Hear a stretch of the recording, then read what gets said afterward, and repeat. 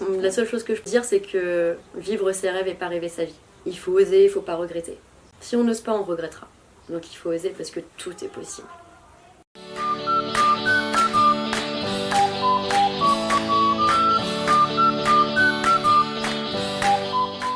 Bonjour, moi c'est Estelle, maman avant tout. J'ai 2 petits garçons, donc on peut dire que c'est mon métier. L'éducation et l'instruction de mes enfants, pour moi c'est ma raison d'être. Et rouletière, parce que j'aime cette vie. J'aime cette vie de liberté, donc je me suis portée vers cette alternative de vie-là. Voilà, un petit peu la personne que je suis. J'aime la création, j'aime l'art. J'ai appris à travailler le cuir, du coup, sur mon voyage. C'est une des passions maintenant qui me met dans une bulle et où j'aime donner. J'aime rencontrer les gens, c'est des créations particulières pour chacun. Et j'aime mettre une petite intention dans chaque création que je fais pour la personne que je rencontre, donc c'est mon petit bonheur. Qu'est-ce qui a fait que tu as fait ces choix de vie-là? Alors déjà par rapport à mon enfant, j'ai eu une enfance très calme, remplie d'amour par mes 2 parents, donc très bien entourée. Mais mes parents très dans ce système à consommer. Et moi je me suis trouvée autrement en fait avec le temps. J'ai été dans ce monde de consommation, mais au final c'est pas ce qui m'a rendue heureuse. Donc je me suis portée vers autre chose qui m'a attirée, la nature, tout simplement. Et après, moi personnellement aussi, peut-être que j'ai cette vision-là parce que j'ai une maladie au rein, une maladie de naissance. On m'a toujours dit que je ne pourrais pas avoir d'enfant, que la vie serait très compliquée, dialyse, voilà. Donc je profite de chaque moment, en fait. Je profite de chaque journée. Et voilà pourquoi ce choix-là de vivre chaque instant. Donc après, j'ai été dans le système scolaire, je me suis pas sentie à ma place. J'aimais beaucoup découvrir tout ce qui était manuel, j'étais dans le manuel. Et mon père m'a empêchée au début, et après j'ai dit stop, et je suis partie sur la personne que je voulais être, tout simplement. Il t'a empêché parce qu'il voulait que tu fasses des longues études? Et oui, longues études, avoir un mari, avoir de l'argent, avoir une situation, une maison, voilà, c'est peut-être ce que beaucoup de parents inculquent aux enfants aussi, hein. Mais moi j'avais juste envie de liberté, de découvrir, de voyager. Et quand j'ai fait le choix d'avoir des enfants, de les voir grandir tous les jours. Voilà, d'assumer ce rôle de maman jusqu'au bout. Ils ont quel âge maintenant? Alors j'ai mon plus grand du coup qui a 10 ans, Kalian a 10 ans et Kaes a 8 ans. Donc 2 petits garçons très vivants. Très très vivants autant dire quand même. Et qui aiment cette liberté, ils aiment les rencontres, les adultes comme les enfants, ils sont très sociables. Comment est venue l'idée, donc, avec ton mari de l'époque, de vivre en nomadisme? En fait, on a déménagé parce qu'on a voulu repartir à zéro avec notre première naissance, Kalian, du coup, le plus grand, qui était né. Et on est parti entre Poitiers et Châtellerault, on a trouvé une belle maison en campagne, en location. On voulait déjà retrouver ce côté nature, parce qu'on était du côté de La Rochelle, qui est très touristique, il n'y a plus ces forêts, il n'y a pas ces rivières, et on voulait cet environnement-là, déjà. Ça a commencé par ça. On a eu une transition aussi, il a été maraîcher, le bio, tout s'est lié en fait. Le bien-être de l'humain et de la nature en fait. C'est par ça que ça a commencé. Un ras-le-bol de la société aussi actuelle, je pense. On n'en sentait pas à notre place. Le chacun pour soi, qui ne nous correspondait pas. On voulait donner et changer nous-mêmes d'une certaine manière, mais on ne savait pas encore comment. Donc on a été vers des extrêmes. Je pense comme toute personne, on a été végétarien, on a eu de la colère envers ce système.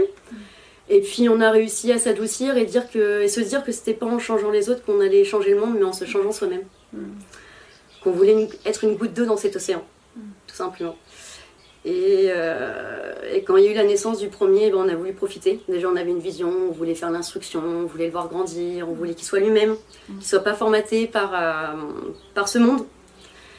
Et on s'est dit, oui, c'est bien de vouloir avoir ce mode de vie-là, mais après, être arrêté, sédentarisé, c'est pas beaucoup de contacts. On avait cette envie de voyager, de se déplacer, on était tout le temps en mouvement, aimer l'imprévu, de vivre le jour. Et du coup, on s'est dit, on va partir en voyage. Au début, on voulait partir juste avec 2 ânes, bâtés, en toile de tente. On s'est dit c'est peut-être un petit peu dur pour les enfants en bas âge. Il faut être aussi un peu réaliste et c'est pas un confort parce que vivre en roulotte c'est pas du tout le même confort, mais vivre en toile de tente l'hiver c'est encore plus rude. Faut penser quand même au chauffage, à l'humidité, voilà. Donc du coup c'est là qu'on s'est dit pourquoi pas prendre une roulotte en traction animale. Donc on avait ce rêve, mais pas l'argent, pas de financement. Et donc on a commencé à trouver quelqu'un, on a eu la chance la vie nous a emmené une personne qui a accroché avec notre projet. On voulait vivre simplement avec notre famille et donner au passage, donner de nos connaissances, de notre vie aux personnes qu'on pouvait rencontrer, ça l'a touché. Et du coup c'est là qu'il nous a aidé à faire cette roulotte-là, notre première roulotte qui est venue de Roumanie. Et pour un prix vraiment incroyable, vraiment. C'était limite un don. Et on a tout vendu du coup chez nous. On a vendu tout notre matériel, machine à laver, gazinière, à prix libre, parce qu'on voulait donner et voir ce que la vie nous apportait en retour. On a coupé l'électricité, donc on a vécu dans notre maison pendant 1 an sans électricité avec les enfants. Donc c'est ce qui nous a appris aussi ce côté à vivre avec rien, avec juste les personnes avec qui on était et voir si elles nous convenaient. Et c'était magique. Donc c'est là où on a su que voilà, on voulait cette vie-là, on voulait cette simplicité. Et on a réussi à avoir cette roulotte. Donc on a eu la roulotte, ma maman nous a aidés. Elle nous a aidés à avoir cette roulotte et à avoir les chevaux de trait. Donc elle nous a avancé tout ça, on lui a remboursé au fil du temps, au fil des mois. Et on a pu essayer cette aventure pendant 7 ans. Pendant 7 ans. Ouais. 7 ans de vie, de rencontres, d'expériences, de galères qui au final nous font rencontrer des personnes extraordinaires. Ça a été des moments magiques. Vraiment. C'est une vie que j'aime beaucoup, on se retrouve face à nous-mêmes et on lâche prise. On lâche prise, on tient plus compte du matériel, de l'espace-temps, de l'argent, la vie nous apporte ce qu'on a besoin. En fait, on n'est plus dans l'attente, on est juste dans ce que la vie nous apporte en fait. On a des besoins primaires quand on est en roulotte, c'est avoir un terrain, avoir de l'herbe pour le logement et avoir de l'eau. C'est le seul minimum qu'on attend de la vie en fait. Et après la vie nous amène des rencontres, des expériences et on apprend. En lâchant prise, moi j'ai appris à lâcher prise et j'adore ça. Voilà. Cette liberté d'être qui j'ai envie d'être sans me soucier des autres. Mais ça je m'en suis détachée il y a un petit moment, mais là du coup ça s'est ancré en moi. Je m'en suis vraiment libérée. Cette chance de pouvoir voir les enfants grandir. C'est quoi la différence avec le fait d'avoir une maison? On n'a pas du tout les mêmes priorités, les mêmes... le détachement de l'argent, déjà. C'est ce qui nous permet, je pense, de voir beaucoup plus loin. Parce qu'on est en roulotte, on est à cheval, et les seules priorités qu'on a, je suis autonome en électricité, les points d'eau viennent de la mairie parce qu'on appelle les mairies pour savoir si on peut venir pendant 2-3 jours sur un terrain communal, en leur expliquant nos besoins et voir eux ce qu'ils ont. Donc après c'est un compromis, c'est un échange. Faire des animations dans les villages, on faisait beaucoup d'animations et on en fait encore auprès des EHPAD, des centres socio-culturels, des écoles, de voir le sourire des enfants et de montrer qu'on peut vivre autrement. Qu'il n'y a pas qu'un mode de vie qu'on nous apprend qui est possible, mais tellement plus. Voilà, de montrer que plein de choses sont possibles en fait, que rien n'est impossible. Comment vous fonctionniez du coup? Alors, on se déplaçait à peu près 2 fois par semaine. Et on appelait les mairies. On regardait où on était, un secteur, selon les accotements. C'est très important, l'accotement déjà parce qu'on a un poids, donc il faut faire attention aux juments. C'est quoi l'accotement? L'accotement, c'est les côtes. Ah oui. Les côtes, les pentes. Nous, on était pieds nus, on n'était pas ferrés. Les juments sont pieds nus. C'est un choix aussi, c'est un respect pour l'animal. On va à leur rythme. On va pas au rythme humain que nous on veut, on va au rythme de leurs pieds, de ce qu'elles peuvent donner. Pour nous, c'était important aussi cette harmonie avec les animaux. On va pas à notre rythme, non, on va à leur rythme. Et on va aussi à leur rythme dans le sens où s'il n'y a plus de pâture, il n'y a plus d'herbe parce que l'été par exemple c'est très rare, et ben on bouge plus souvent. L'herbe, les chevaux, en fait, les chevaux, on est au rythme des chevaux. C'est ça que j'aime, c'est le rythme de l'animal, ce cycle ou cette harmonie qu'on a avec elle. Donc, et donc on appelait les mairies, effectivement. On disait voilà, on vient pendant 2-3 jours, on est une famille, on est itinérante, on propose des animations, du bénévolat. Si ça vous intéresse, on peut vous en faire profiter et après nous on repart et on donne ailleurs en fait.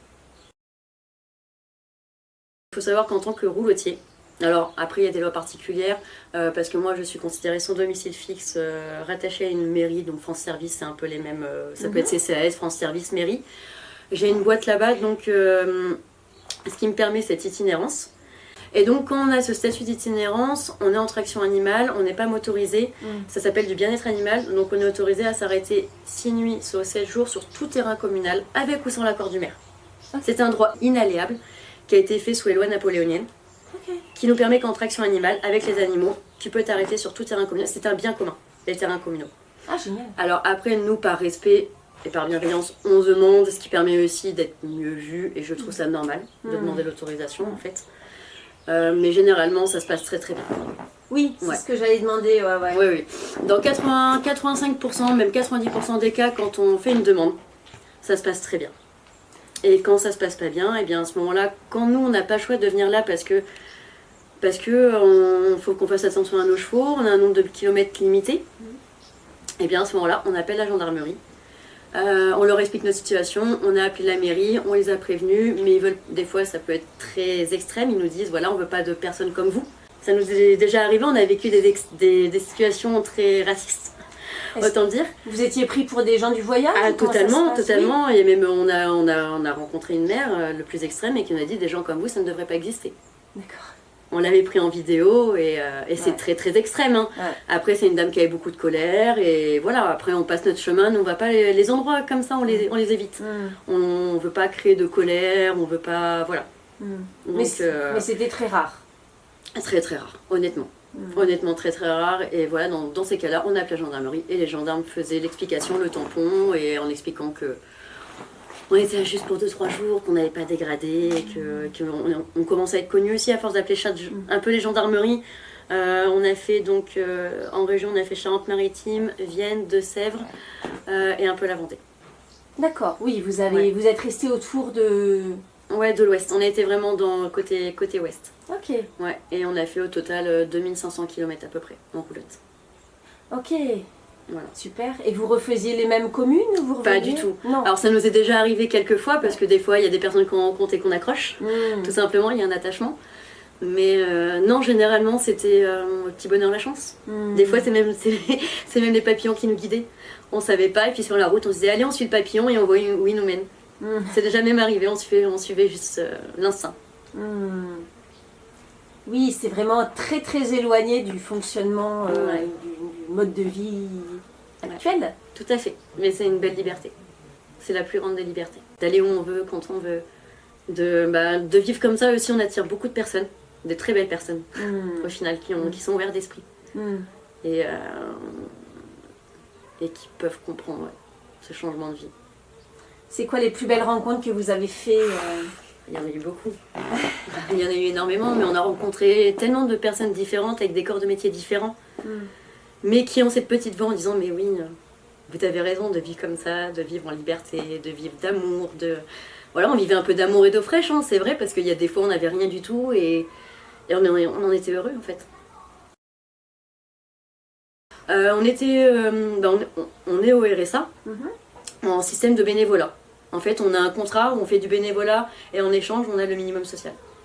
D'accord. C'est un contrat, ça s'appelle les contrats d'engagement réciproque. Il n'y en a pas beaucoup en France. On l'a développé dans la Vienne, ça nous a suivi dans Charente-Maritime parce qu'on a changé d'adresse. Et on a eu l'accord de la commission qui ont accepté qu'en échange du bénévolat qu'on puisse faire, on a le minimum social. Ok. Voilà. Et pour nous, ça paraissait normal en fait de donner à la population, de donner aux collectivités, au public, en échange de cet argent qui vient de l'État, en fait, qui vient de la France, de donner à l'autre. Les prestations que vous proposiez, c'était quoi du coup? Alors on proposait du coup, ça arrivait surtout beaucoup d'écoles. Au début on avait donc notre roulotte et on proposait du coup visite de la roulotte et du nomadisme, de l'attraction animale, donc des juments, où elles pouvaient les brosser, les panser, explication du matériel de l'attraction animale et le revaloriser. Voilà, revaloriser ces animaux et ce lien qu'on peut avoir avec elles en fait. Et après on a acheté un chariot bâché un petit chariot bâché pour faire des balades et que les gens puissent vivre vraiment cet instant présent. Ce que j'aime quand on fait des petites balades en chariot bâché, c'est pas la roulotte, mais ça reste quand même un petit instant où on prend le temps. Les gens, on voit, ils regardent chaque animal, petit papillon, petite fleur, ils disent « Ah ouais, c'est vrai qu'on a le temps de regarder ça, on a le temps. » Et au final, on fait juste vivre l'instant présent. Ils pensent pas à demain, ils pensent pas à après, ils pensent à « Waouh, qu'est-ce que c'est bien d'entendre, de voir le crin des chevaux dans le vent, d'entendre le pas des jumeaux, enfin tout est lié en fait. Et on est dans un espace-temps totalement différent, je crois. Ce que tu appelles le chariot bâché, c'est un peu la western? Ouais, c'est ça. C'est comme une calèche, mais qui est un peu plus grande. Ok. Ça fait un petit chariot western, c'est ça. Qui était en petit train, attaché, voilà, l'un derrière l'autre, et les juments tiraient les deux. Et avant de partir en traction animale, vous connaissiez un petit peu Non, pas du tout. On a eu cette idée-là, mais on a tous les deux jamais travaillé dans un monde équin. Ça a été un choix de vie radical, sans connaître, sans essayer, mais on savait. Les enfants, qu'est-ce que tu sens qu'en tant que maman, ils ont retiré de tout ça? Celle d'être eux-mêmes. Être soi-même, c'est s'écouter, ne pas écouter ce que les autres peuvent dire. Écouter ses propres ressentis, se découvrir, essayer des nouvelles choses, des expériences, pour se connaître, pour se trouver. Faire des erreurs pour apprendre, ça en fait partie. Et qu'ils soient au contact de la nature, du vivant. Leur apprendre l'empathie, le partage, ce qu'on ne nous apprend pas à l'école. On manque beaucoup d'empathie. Et ouais, essayer qu'ils soient humains. Au moins leur donner cette chance-là.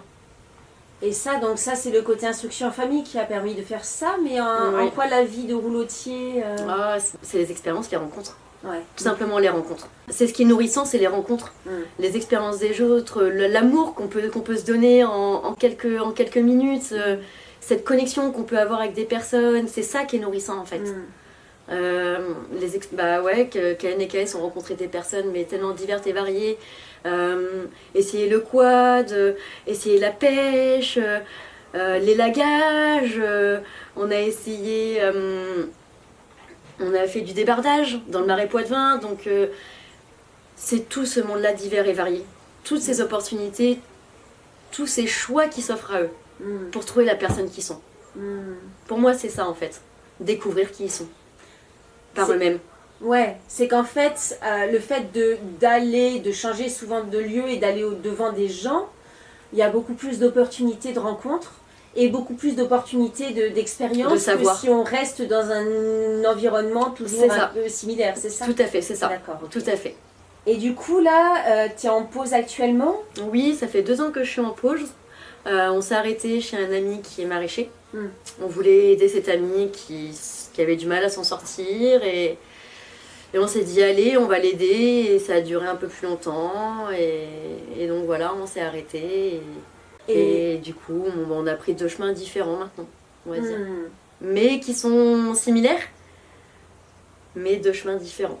Et l'idée du nomadisme, ça reste d'actualité pour toi? J'ai envie de créer les deux. Je suis un peu en dualité, parce que j'ai ma santé aussi qui rentre en jeu. Je sais que dans quelques années, je vais être en dialyse. Donc la roulotte, j'aurais vécu toute ma vie en roulotte.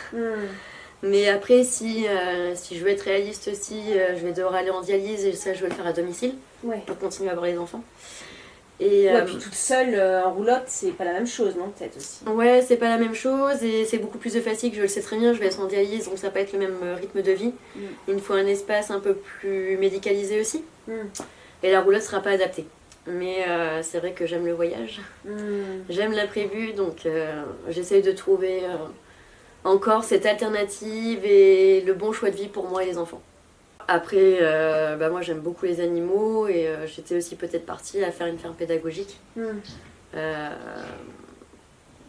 pour donner, pour les connecter à la nature, pour voir tous ces sourires, ouais.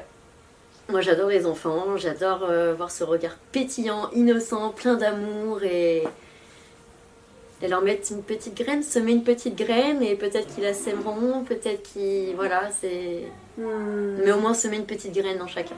Au niveau des difficultés qu'il y a pu y avoir, parce que roulotier, là tu parles de tout ce qui est chouette, mais il y a sûrement eu des moments un peu durs. Oui, il y a eu des moments un peu durs, les moments où par exemple ton cheval est malade et que tu es obligé de t'arrêter à un endroit parce que tu n'as pas le choix. Mais bon, pour moi, ça fait partie du jeu.